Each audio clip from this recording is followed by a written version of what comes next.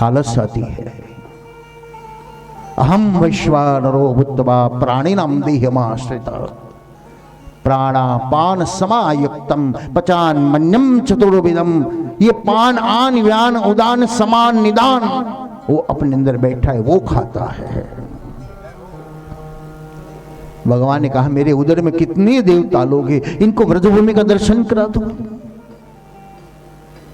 ये तो खाई का प्रकार बताया, इसलिए भगवान ने खाई। लेकिन भगवान ने तो कहा मैंने नहीं खाई। तो भक्तों ने इनका भी खुलासा किया। भगवान ने सोचा पाप को धोने के लिए कौन सा साबु है, पूछ लेना मॉल में जाके, भाई पाप धोने का साबु हो तो बता दीजिए। दुकानदार कहेगा हमको भी चाहिए, धंधा करना है, बताओ कौन सा साबु है। तो बोल देना अभी 2 दिन बाकी है, भागवत कथा में आ जाए। यहां पाप धोने का साबुन मिलता है। भगवान ने सोचा दान से पाप धोया जाता है। मेरी पृथ्वी पर जो भार है वो पाप है, इनको धोने के लिए कुछ दान देना पड़ता है, और इसलिए मैं पृथ्वी का ही दान करूं। तो जिनके लिए करना है मैं इनका ही दान करूं। तो लेकिन अभी तो मैं बच्चा हूं, बोलना आता नहीं, कौन ब्राह्मण को बुलाऊं मैं। वेदों ने आकर कहा रे भगवान ब्राह्मण तो आपके मुख में ही है, ब्राह्मणोस्य मुखमाश्रितो, आपके मुख में ही है।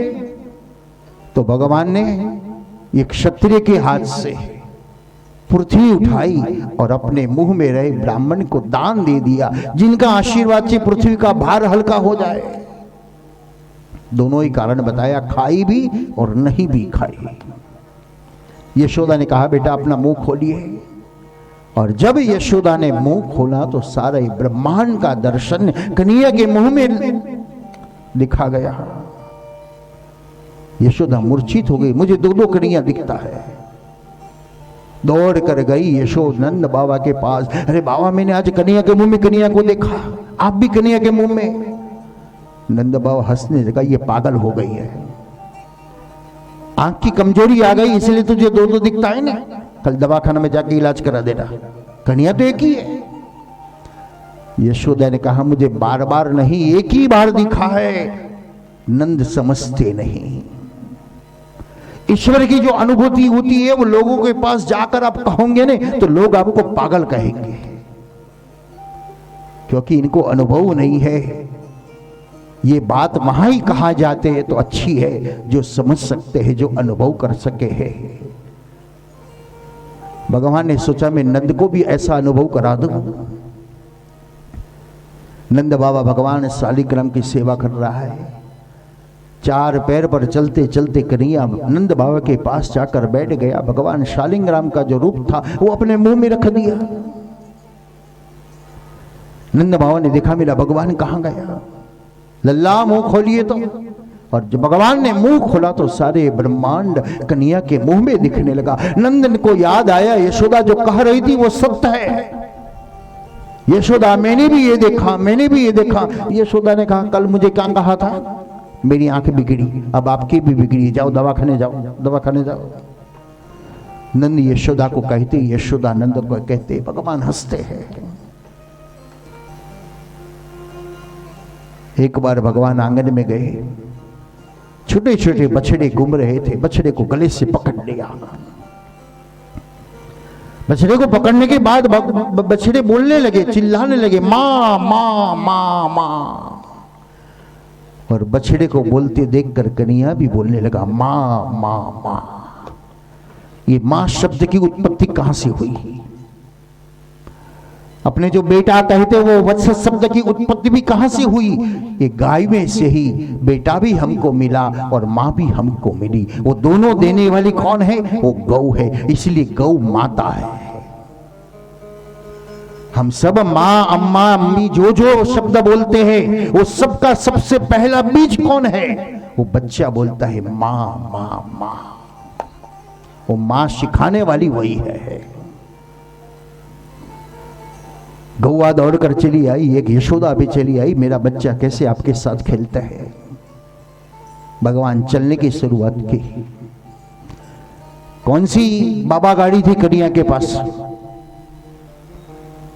आज के समय में हम कितना खिलौना ले आते हैं, छोटे छोटे बछड़े का पुछड़ा पकड़कर बछड़ी आहिस्ता आहिस्ता चली और भगवान आहिस्ता आहिस्ता उनके पीछे चलने लगे। भगवान चलना शुरू कर दिया, बोलना शुरू कर दिया। अब यशोदा ने इनको साज सजाना शुरू कर दिया। पग में झांझर लगाए, केड़ में कंदूरा लगाए, और वो रणकार जो निकलती है, वो रणकार के साथ गोपियां कन्हैया को नचाती है और कन्हैया के साथ सारे ब्रह्मांड के देवता लोग नाचते हैं। जगत को नचाने वाला परमात्मा आज गोपियों के सामने नाच रहा है। जिनका सूर में वृक्ष भी अपना पवन के साथ खरखर सुर करते हैं, पंख भी अपनी सुर मिलाते हैं। दिन प्रतिदिन भगवान 3 साल का हुआ। छोटे छोटे बच्चे के साथ दोस्ती हुई, नामकरण संस्कार करवाया गया।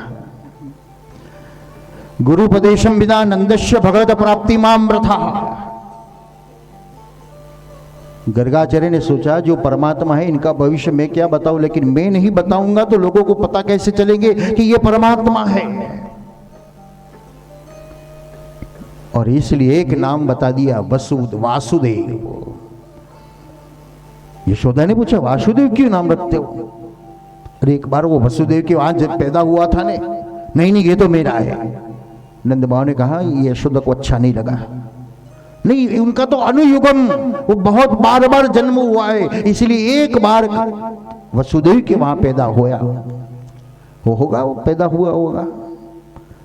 यशोदा ने कहा तो ठीक है, कृष्ण नाम इनका बहुत अच्छा है। नामेषु रूपेषु च प्रतिकुर्वन्ति मानवा। कृष यानी परमानंद, नण यानी शक्ति, जिनके पास आनंद की शक्ति है वही कृष्ण है। देखो आनंद कैसा है इनके पास। प्रभात क्षेत्र में जाकर वड वृक्ष के नीचे भूमि पर शयन कर रहा है। कोई तकिया नहीं, कोई गद्दा नहीं, कोई आसन नहीं, कोई सोना चांदी नहीं, फिर भी इतनी मस्त है। इंद्रप्रस्थ में जब भगवान आए तो युधिष्ठिर ने कहा कि सबसे पहला पूजन कृष्ण का होना चाहिए, कोई आनंद नहीं। और सबके बीच में शिशुपाल आकर अपशब्द कहने लगे तो कोई ग्लानि भी नहीं। अव्यय पुरुष साक्षी विश्व सहस्त्र जो नाम दिखा रहा है, जिनके जीवन में कोई व्यय नहीं, यही तो कृष्ण है। हमारे जीवन में सुख दुख दोनों की अनुभूति होती है ना, मिले तो सुख हो जाता है, नहीं मिले तो दुख हो जाता है, क्योंकि हम मानव है। कृष्ण जो स्थिर है, और इसलिए स्थित प्रज्ञस्य का जो लक्षण बताया है, स्तुल्य निंदा स्तुतिरमोनि संतुष्टो केन येन चितः। ये दोनों स्थिति में जो स्थिर रहता है वो धीर है। सुखदेव जी ने बताया, राजन नन्हे बच्चे से दोस्ती की। 3 साल का बच्चा कैसा विचार करता है, कैसा सोचता है। पहली बार कन्हैया ने सबके बच्चे बीच में बैठकर कहा, मधुमंगल तू दुबले क्यों है? आज के समय में बहुत आवश्यकता है। मेरा समाज पिछड़ा हुआ क्यों है? मेरा समाज गरीब क्यों है? मेरे समाज में ऐसी तकलीफ क्यों आती है? हम सब बैठकर इनका सॉल्यूशन करें, इनका कोई रास्ता निकाले। लेकिन हम सब अपना अपना दरवाजा बंद करके बैठा है। सिटी में तो यही स्थिति है ना, पास वाले के घर में कोई दिक्कत आई, चिल्लाते, अरे कौन जाएगा, बैठ जाओ, दरवाजा बंद कर दो। वो तो गांव में हो तो 100 आदमी दौड़कर चला आता है, यहां तो कोई पास वाला भी नहीं आता। तो आज इसकी बारी है, कल मेरी बारी आएगी। ये कृष्ण कथा दिखा रही है। कली में बहुत आवश्यकता है, संगठितता की बहुत आवश्यकता है। जब तक समाज संगठित नहीं होगा तब तक किसी को हम पीछे नहीं करेंगे। आज कृष्ण ने यह काम किया, संगठन ही किया।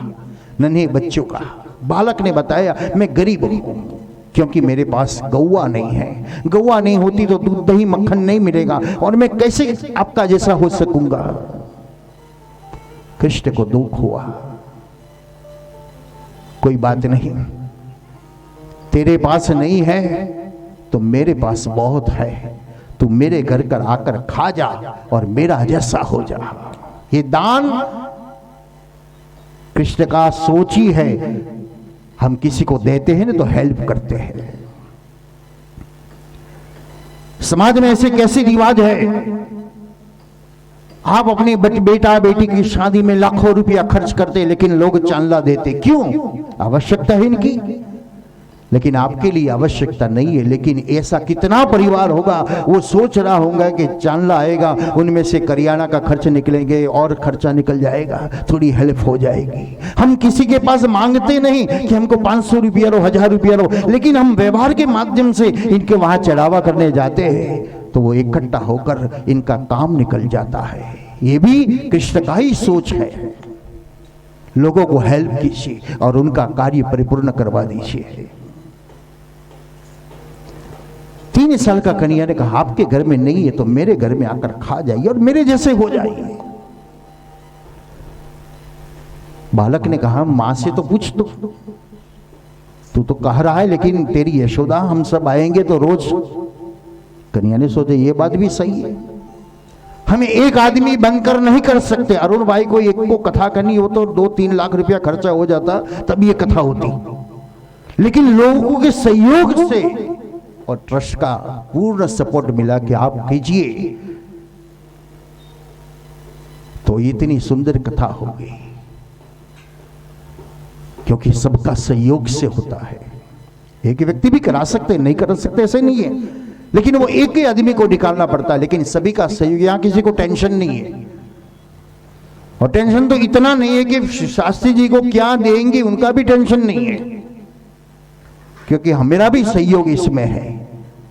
तो सबका सहयोग से ये कार्य परिपूर्ण हो सकता है।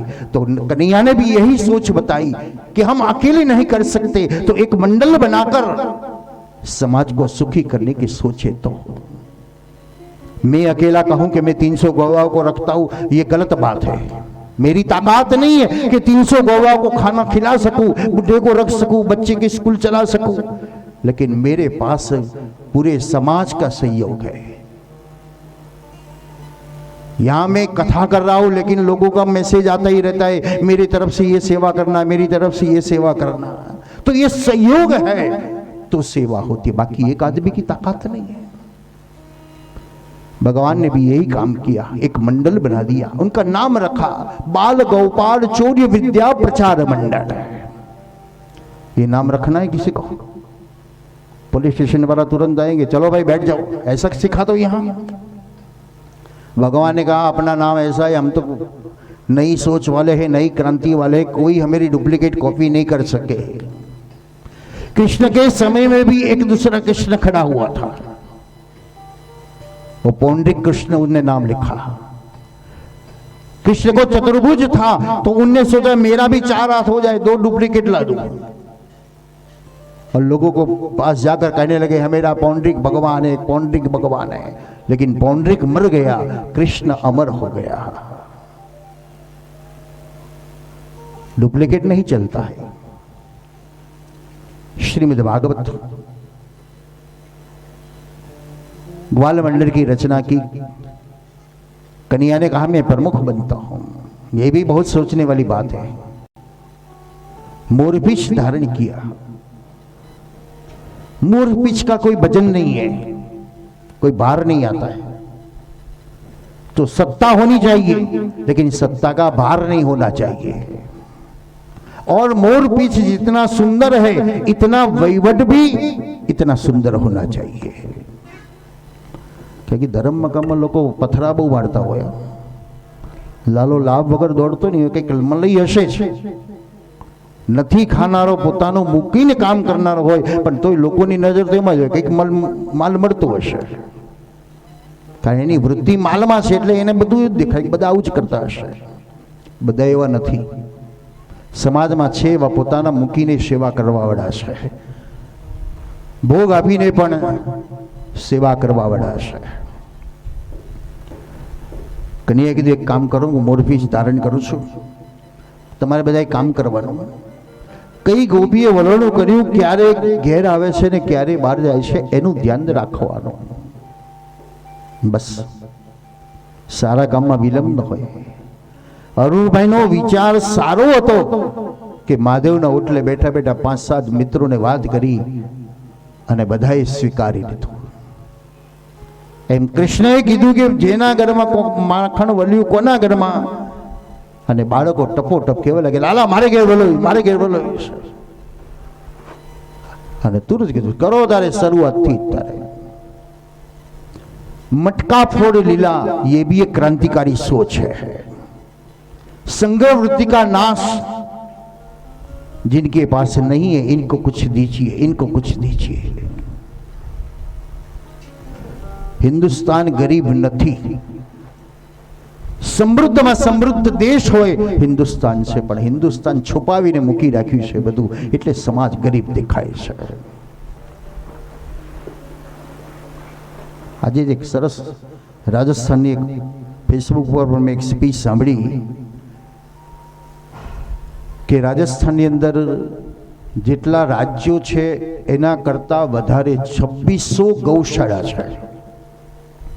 અને અત્યારે વિકટ પરિસ્થિતિ આ લંબી રાજસ્થાન, યુપી અને આપણા કચ્છની અંદર આવેલો છે. કોરોના કરતાં ખતરનાક છે કે ગાય ઊભી થઈ શકતી નથી, એનાથી આખા શરીરમાંથી લોહીના ફુવારા ઉડે. અને સંતે એનું હૃદયની પીડા કરી કે ગૌશાળા પાસે એટલા બધા રૂપિયા છે, પણ આ વિકટ પરિસ્થિતિમાં એ ફંડોને કાઢતા નથી. આપણે એક બિઝનેસ પોલિસી છે ને, બધી સંસ્થાઓની પોલિસી આવી છે કે રૂપિયાને ઇન્વેસ્ટ કરી દો, એનું વ્યાજ આવે એમ જ ચલાવો, લોકો જોડે લીધા જ કરો, લાવો લાવો લાવો અને ઇન્વેસ્ટ કરતા જાઓ, ઇન્વેસ્ટ કરતા જાઓ. આશ્રય નથી, એ ધંધો છે. આશ્રય તો એ હોવો જોઈએ કે એક હાથે આપતો જાય અને બીજા હાથે વાપરતો જાય. વાપરતો એટલે પોતાના મોજ માટે નહીં, પણ સેવાની અંદર વાપરતો જાય, વાપરતો જાય. 25 વર્ષનું મને ગૌરવ છે કૃષ્ણાશ્રયની આ પોલિસી છે કે વિકટ પરિસ્થિતિમાં અત્યારે લાખોનો ખર્ચ કરવાનો હોય ને, બેલેન્સ નથી, પણ વિશ્વાસ છે કે એ કામ ઈશ્વર પૂરું કરી દેતો હોય છે. સંગ્રહ વૃત્તિ નથી રાખી, કારણ નામ જ કૃષ્ણનો આશ્રય છે. બાકી મને લોકો ઘણા બધા કે તમારે આશ્રમ જોયા પછી તો લોકો એમ કે આમની પાસે કરોડો રૂપિયા છે, અને હું કહું તમારા મોઢામાં ગોળ, પણ સંગ્રહ વૃત્તિ નથી રાખી. બસ આવે છે, લોકોને પ્રેરણા કરતા જાય છે. મેં જેટલી એજ્યુકેશનમાં સેવા કરી, ઈશ્વરે એવી લોકોને પ્રેરણા કરી કે કોઈ 1 રૂમ, 2 રૂમ, 5 રૂમ, આખું બિલ્ડિંગ, અને મને મકાનો કરી આપ્યા. કોઈને કહેવા ના જવું પડ્યું મારે આવું કરું છું, તમે આપો આપો આપો. મેળાવ ગામ આટલું સમૃદ્ધ છે, પણ 25 વર્ષનો ગૌરવ છે કે કોઈ દિવસ ઉત્તરાયણ આવે કે દિવાળી આવે જોડી લઈને ફરવા સંસ્થા નથી ગઈ કે તમે આપો આપો આપો. અને લોકો સામેથી પ્રેમથી આઈને આપી જાય છે. આશ્રય નિષ્ઠા છે. કૃષ્ણ આ વિચાર આપે છે, કૃષ્ણની સાથે રહીએ છીએ તો કમસે કમ કૃષ્ણનું થોડુંક તો આપણા જીવનમાં ઉતારવું જોઈએ. બાળકો કીધું લાલા મારી માં શહેરમાં ગઈ છે, સાંજે આવશે. ભગવાને કીધું કરો શરૂઆત. ત્યારે માટલું ફોડે, માખણ ખવડાવે, પોતે ખાય અને ભાગી જાય. સાંજે ગોપી આવે એટલે માટલા ફોટેલા જુએ એટલે પૂછે લાલા કોણ આવ્યું તું? અને મમ્મી લાલો આવ્યો હતો. લાલો? હા. શું કર્યું? એટલે એકાદ માટલું બચી ગયું તો પ્રેક્ટિકલ કરીને બતાવે. જો આમ લાકડી લઈને માટલું ફોડી નાખ્યું, માખણ ઉછાળ્યું, શરીર ઉપર લગાડ્યું, ખાધું, વાંદરાને ખવડાવ્યું, બાળકોને ખવડાવ્યું અને ફોડીને ભાગી ગયું. માટલા ફૂટે એનું દુઃખ નથી. આજે તો ગોપીને એમ થાય છે કે આ લાલો જ મારી સામે ઊભો છે, જાણે લાલો જ ન હોય. એટલો આનંદ થાય કે તરત દોડીને બેનપણીને ઘેર જઈને કે હું શહેરમાં ગઈ ને તો લાલો મારે ઘેર આવીને માટલું ફોડી ગયો, માખણ ગઈ ગયો. એટલે બીજી ગોપી કે હું કાલે શહેરમાં જાઉં તો લાલો મારે ઘેર આવે ને. આપણે આવું બધું કામ તો કરીએ પણ આપણી થોડું જુદું છે. પતિ પરદેશથી આવ્યો હોય ને કેટલી બધી વસ્તુ લાવ્યો હોય ને બેનપણીઓને બતાવવું હોય તો પછી શું રાખવું પડે? કીટી પાર્ટી રાખવી પડે અને પછી બતાવવાનું આપણે જો શહેરમાં ગયા તો આ લાયા, આ લાયા, આ લાયા. એટલે કેટલીક બેનપણીઓ પછી મસ્કરી કરે ને તારો હારો છે મારે ઘેરે પરદેશ જાય છે કંઈક ને કંઈક લાવે. અમારો એવો છે ને કોઈ દર જતો જ નથી. આપણી જિજ્ઞાસા કેવી છે? સામાન્ય વસ્તુઓની છે. જ્યારે ગોપીની જિજ્ઞાસા પરમાત્માને પ્રાપ્ત કરવાની છે કે લાલો મારે ઘેર આવે, મારે ઘેર આવે, સામે ચાલીને બોલાવે. આજે હું શહેરમાં જવાની છું, કન્યો સમજી જાય, મને જ કહેશે બહુ સરસ માખણ બનાવ્યો. કન્યો કે તારા ઘરની વાળી. એક એકના ઘરમાં જઈને મટકા ફોડી આવ્યા. એવી પ્રેમ થઈ ગયો, એવી લગ્ની લાગી ગઈ કે સંધ્યા કાળ થાય અને ગોપીઓ વિહવળ બની જાય. ક્યાં રાત પડી, કનૈયો ઘેર જતો રહેશે. હવે લાલા અમારે ઘેર રે, અમારે ઘેર રે. ભગવાન દોડતા જતા રહે. ગોપીઓ વિચાર કરે હવે શું કરીશું? ચાલો ને યશોદાને ઘેર જઈએ, પણ રોજ રોજ જવાય ખરું? કંઈક બહાનું કાઢીએ તો, લેવાના બને જઈએ તો, પણ રોજ કેટલા દિવસ લેવા જવાનું? એક ગોપી કીધું એવું એક કારણ છે કે ક્યારેય ખૂટે નહીં, કોઈ વિરોધ નહીં કરે. અને એ કારણ કયું? ઝઘડવાનું. રોજ લાલો લીલા કરશે ને આપણે રોજ ઝઘડવાના બાને જવાનું. અહીં પ્રેમનો ઝઘડો છે, દ્વેષનો ઝઘડો નથી. ટોડે મેળેલી ગોપી યશોદાની ઘરે ગઈ. માં, હા બોલો, શું થયું? શું કહું માં તને વાત? હા બોલો ને. વત્સાન મંચત ક્વચિત સમયે ક્રોધ સંજાત હાશ. આ વાછડા છોડી નાખે છે. યશોદા કીધું તમે લોકો બેઠા હો છો કે નહીં? હા. તો પછી એને ધમકાવો ને. ક્રોધ સંજાત હાશ. તમારા અનુભવ છે ને. તમે નાના છોકરાને પપ કહેજો તો એટલે તમને પપ કહેશે. તમે એને આંખો કાઢશો તો એ તમને આંખો કાઢશે. તમે એને ટપલું મારશો તો એ તમને ટપલી મારશે. અને એ આપણને ટપલી મારે એટલે આપણે રડીએ છીએ, એટલે છોકરો હસે છે, ખુશ થાય છે. એમ ગોપી પણ કહેવા લાગી, માં અમે એને ધમકાવીને તમને બીવડાવે છે. એમ? હા. માં માટલા ફોડી નાખે છે. કન્યાને તો આ તો નુકસાન કર્યું છે એટલે માં શિક્ષા કરશે. એટલે ભગવાન માની પાછળ જઈને ઉભા રહ્યા. માને પોતાના સંતાનમાં કોઈ દોષ દેખાતો જ નથી. તમને તમારા પાડોશી ફરિયાદ કરવા આવ્યા હશે, ગામડે રહેતા હશો ત્યારે, કે તમારા છોકરાએ રકાબી ફોડી નાખી, આવું નુકસાન કર્યું. સારું, નવી લાવી દેજો. હવે 2 રૂપિયામાં શું છે? પણ ઘરમાં 10 ફોડે તાર ખબર પડે ને, પછી 2 આપી દઈએ. યશોદાએ પણ આવું જ કીધું. અરે માટલું ફોડી નાખે તો અધર લટકાવી દેજો ને, ઓરડામાં મૂકી દેજો ને. માં અમે એ કરી ચૂક્યા, ઓરડામાં મૂકીને પણ જેવું કનૈયો આવે ને તો અંધારું ભાગી જાય ને, જોડો જોડો થઈ જાય છે. તમસો માં જ્યોતિર્ગમય મૃત્યોર્મામૃતમ ગમય. જ્યાં પ્રકાશ આવે તો અંધકાર રહે નહીં. રોજનો નિયમ થઈ ગયો. એક દાડો યશોદાએ કીધું એક કામ કરો, તમે એને પકડીને લાવો તો હું જાણું કે તમારા ઘરમાં એને તોફાન કર્યું, માટલું ફોડ્યું. હવે ગોપી ભગવાન સાથે પકડદાઓ રમે છે. ગોપી ભગવાન સાથે સંતા કુકડી રમે છે. હું ને તમે બધાએ પકડદાઓ તો રમ્યા છે, પણ કોને પકડીએ છે? આપણે બધા સુખને પકડવા દોડીએ છે. સુખ ક્યાં છે? સુખ ક્યાં છે? શાંતિ ક્યાં છે? પુનિત મહારાજ તો કહે છે, કોઈ મને શાંતિ બતાવો રે, આ દુનિયામાં કોઈ મને શાંતિ બતાવો રે, આ દુનિયામાં કોઈ મારા તાપ બુઝાવો રે, આ દુનિયામાં ક્યાં શાંતિ છે? કોણ આપણા દુઃખ દૂર કરી શકે એમ છે? પણ છતાંય આપણે દોરા ધાગા ભૂવા જાગરિયા બધાની પાસે જઈએ ને, ભાઈ મારું દુઃખ દૂર કર, દૂર કર, દૂર કર. કરી શકતો હતો એના જીવનમાં દુઃખ ના આવે. તો શાંતિ લેવા માટે ભટકવાની જરૂર નથી, મનને શાંત કરવાની જરૂર છે. તમે કંસારાની દુકાને જાઓ છો, હવે તો રેડીમેડ મળે, પણ ગામડાને કંસારા બજારમાં તમે જાઓ જ્યાં વાસણો બનાવતા હોય, અને તમે એક દીગડો લેવા ગયા ને અડધો કલાક સુધી બેઠા હો, ચારે બાજુ ટક ટક ટક ટક ટક ટક અવાજ આવે અને કહો કે શેઠ રૂપિયો ઓછો લો, શેઠ કે 1 રૂપિયો ઓછો નહીં, એટલે તમે હસતા હસતા કહો ને મારું માથું દુખી ગયું, મેટાસીન ખાવી પડશે, 1 રૂપિયો તો ઓછો લો. હવે આવું બોલતાની સાથે તમારી નજર ખૂણામાં રહેલા પારણા ઉપર ગઈ. એટલે આશ્ચર્ય થાય ને કે હું 50 વર્ષનો અડધો કલાક બેઠો તો મારું માથું દુખી ગયું, ના 6 મહિનાનું છોકરું ઘસઘસાટ ઊંઘે છે. તો કંસારો કહેશે ભાઈ અમે ટેવાઈ ગયા. બસ આ દુનિયામાં ટેવાવાની જરૂર છે. તો દુઃખ નથી, સુખ જ છે.